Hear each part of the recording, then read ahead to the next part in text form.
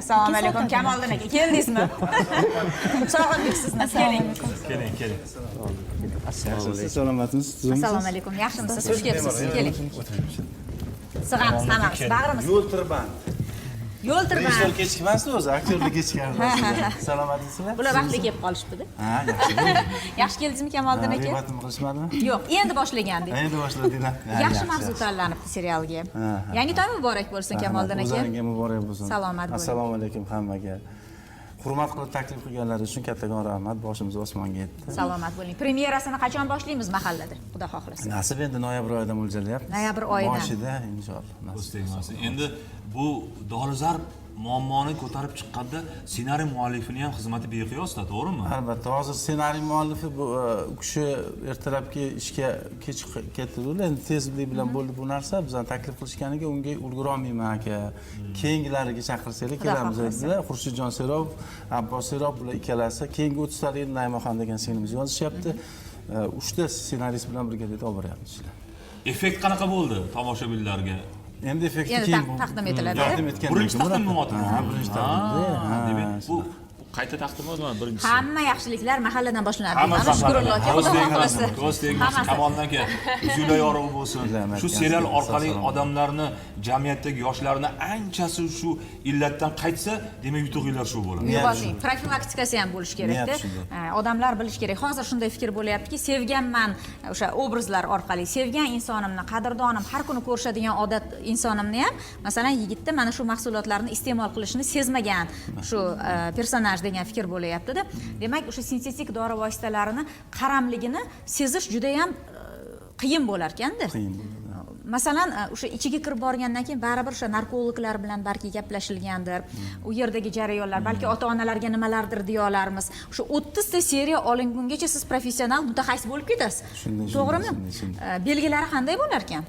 Biz bilamizki, juda ham kayfiyati yuqori bo'ladi degan fikrlarni aytishadi-da. Shu ota-onalar bilishi uchun, masalan, farzandingizda keskin kayfiyat ko'tarilib ketsa, ko'zi qizaradimi? Nimadir mutaxassislar bilan gaplashganmiz. Bundan oldin ham olgan seriallarimda shu muammo ko'tarilgan ko'pincha. Chunki avvalambor birinchi navbatda bu yoshlardan axtarmaslik kerak muammoni. Avvalo muammoni o'zimizdan axtarishimiz kerak. Chunki yoshlarning shu yo'lga kirib ketishida kim sababchi bo'ladi? Kattalar. Ularning e'tiborsizligi, ularga qaramasligi, ular qayerga boryapti, qayerdan kelyapti, kim bilan muloqotda bor, telefonda kim bilan gaplashyapti. O'shanga muammo o'shanda avvalo. Nazorat kuchaytirish. Uni sintetik psixotrop moddani iste'mol qilish juda ham xavfli. Bu oxir o'limga olib boradigan o'sha modda hisoblanadi. U butun dunyoda muammo hozirgi kunda.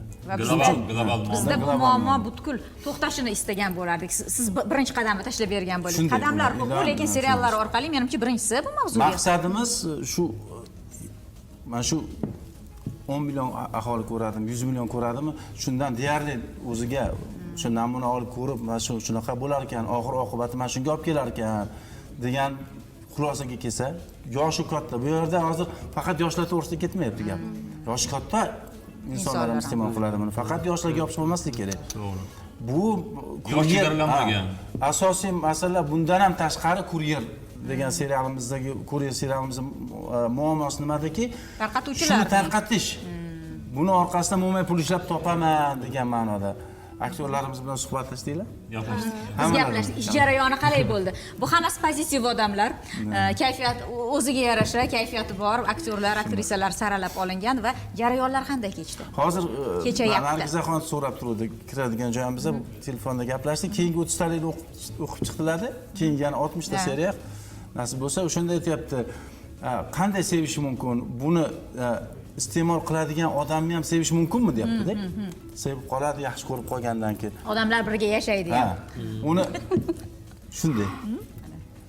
Inson qanday bo'lishidan qat'iy nazar qalbga buyruq berib bo'lmaydi-da. To'g'ri. Men yana bir narsaga xursand bo'ldim, Kamoliddin aka. Siz professional aktyor, aktrisalarni jalb qilibsiz. Shunga xursandman. Javohir Muqimiy teatrda faoliyat yuritadi, Nargizaxon satira teatrida, Ziyanaxon Vikikni bitirgan ekanlar. Hozir kinematografiya, 3-kursda ta'lim olyapti ekan. Bu professionallar bilan ishlaganda baribir yaxshi bo'ladi. Pishiq puxta ish bo'ladi. Ajoyib bo'ladi. Va ularga tushuntirish ham oson bo'ladi. Shukrulla do'stim 60 dan ortiq aktyor ishladi bu proyektimizda. 60 dan ortiq. Bu degani har bitta aktyorni tanlab oldik. Ko'proq yoshlar. Va nimada serialimizda ishtirok etishyapti. Shuning uchun bularni tanlash ham qiyin bo'ldi. Chunki hamma taniqlilarni olganingiz bilan ham kimdir o'sha rolga to'g'ri keladi yoki tusha olmaydi. Tipaj tushmasligi mumkin. Shunday. Kamoliddin aka o'sha sahnaga tasvirga olish jarayonlari qayerlarda bo'ldi? Eng murakkab sahna qaysi biri bo'ldi? Murakkab sahna deyarli hammasi murakkab sahna. Chunki aktyorga avvalambor o'ynab berasiz, ko'rsatib berasiz. Bular ba'zi eng asosiysi biz mana shu 50-55 daraja issiqlikda Yoz mavsumida. Yoz mavsumida bo'ldik. Jazirama issiqda aktyorlar suv bo'lib ketaveradi, gremyorimizni gremi tugab qoladi, keyin yana borib pudra olib kelishadi, mana shunaqa. Dianaga men savol bermoqchimanki, o'sha depressiya jarayonlarini qanaqa ijro qildilar? O'sha qaltirashlari bordir balkim, ha? Lomka deydimi? Albatta. Juda ko'p o'rgandim, juda ko'p kuzatdim. Undan oldin ham bunaqa rol ijro etganman.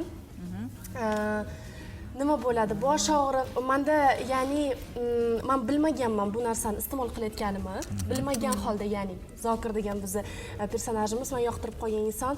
Endi hamma kartani ochayman. Mana shunaqa bo'ladiki, o'zim bilmagan holda iste'mol qilgan bo'laman va o'shaning uchun, ya'ni lomka deyiladi bu narsa. Xumorada. Xumora tutgan. Ha.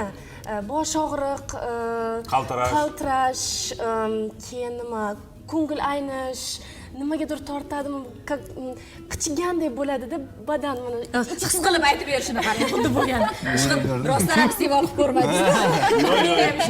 Boshqa dori. U boshqa dorimidi? Kamoliddin akam, Diana kam bu demadilarmi? Battar bo'ldi. Ko'proq dedilar. Вот. Shunaqa Lekin ko'ngildagidek chiqdimi Kamoliddin aka 30 ta seriya? Chunki siz professional rejissyorsizda. Ko'ngildagidek chiqdi. Mana kechagina mana badiiy kengashimizga taqdim etdik. Serialimizni qabul qilishda endi juz'iy kamchiliklar albatta bo'ladi. Uni tuzatamiz. Keyingi qismlarda yana ham o'shaniga e'tibor beramiz. Asosiysi fikrim shuki, inson qanaqa holatda bo'lishidan qat'iy nazar, kim bo'lishidan qat'iy nazar, u avvalo baxtli bo'lishga haqli. Bu shuning uchun ham biz o'sha insonlarni baxt yo'liga chorlayapmiz. Baxtli bo'lishga chorlayapmiz. Qorong'ulikdan olib chiqmoqchimiz biz. Hamma chiroyli yashashga. Hamma chiroyli yashashga haqli. Bu personajlar, qahramonlar qoladimi keyingi 30 ta? Bu personajlar qoladi. O'ldirib olmaysizmi? Yo'q. Chunki yaxshi o'ynashyapti-da, mos o'ldirib oladi. O'lishmasin. Va shunday bo'lsinki, oxiri yakuni Xudo xohlasa hammasi o'sha yorug'likka chiqqan bo'ladimi? Ha, yaxshilik bo'lsin. Ezgulikdan tugasin. Hamma o'zini ertaklar har doim yaxshilik bilan tugash kerak-ku. Shunday, o'zini nimasini oladi deydi-ku. Mukofotini oladi. Qanaqa mukofotligini endi uni oxirida biladi. Oxirida.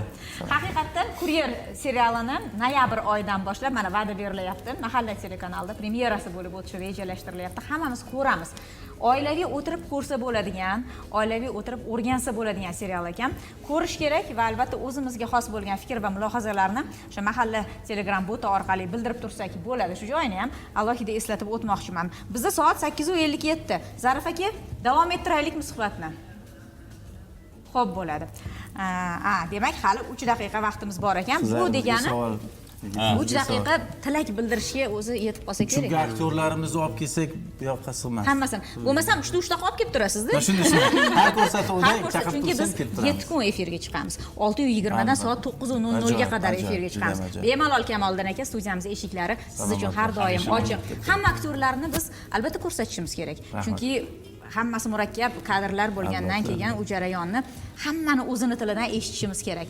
Bizga ajratilgan vaqt o'z nihoyasiga yetib boryapti. Deyarli 30 soniyadan vaqtimiz bor xayrlashishga. Kamoliddin akadan, Ziyanaga men o'zi noto'g'ri o'tiribman shekilli. Ziyanadan ustozga qarab o'tiramiz. Balki yordam yo'q emasmi? Ziyana hozir men joyimizni almashtirib olamiz. Marhamat.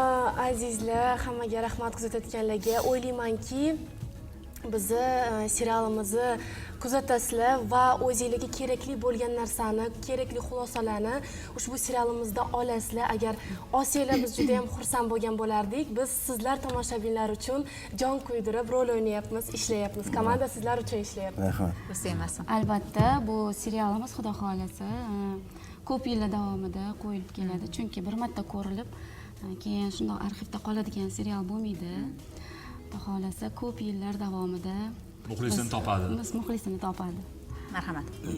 Nima deydi, shu tomoshabinlarga kerakli xulosani olsa biz xursand bo'lamiz. Nimagadir yordam bergan bo'lsak, biz xursand bo'lamiz. Shu yordam bersin, hammaga rahmat. Kamoliddin aka, marhamat. Eng asosiysi Milliy teleradiokompaniyasiga kompaniyaga, Mahalla telekanaliga va telefilm ijodkorlariga o'zim va jamoamizning minnatdorchiligini bildiramiz va men bilan ishlagan hamma jamoadoshimga boshim bergitda ikkinchi ta'zim qilaman. Yaxshi serial chiqsin. Xudo xohlasa. Kuzatinglar, Muxlislari ko'p kelinglar. bo'lsin, Sog' bo'ling. bardavom bo'laversin. Marhamat. Yuzinglar yorug' bo'lsin. Aytganingiz kelsin. Kuryer o'zini muxlisini topsin. Ilan shunday bo'lsin. Salomat Qadrli bo'ling. teletomoshabinlar, shuning bilan Mahalla tongi loyihasi o'z nihoyasiga yetdi. Hammamizni hayotimizni go'zal onlar, yaxshi farzandlar va solih amallar bezab turaversin. Sizni yaxshi ko'ramiz. O'zingizni biz uchun ham ehtiyot qiling.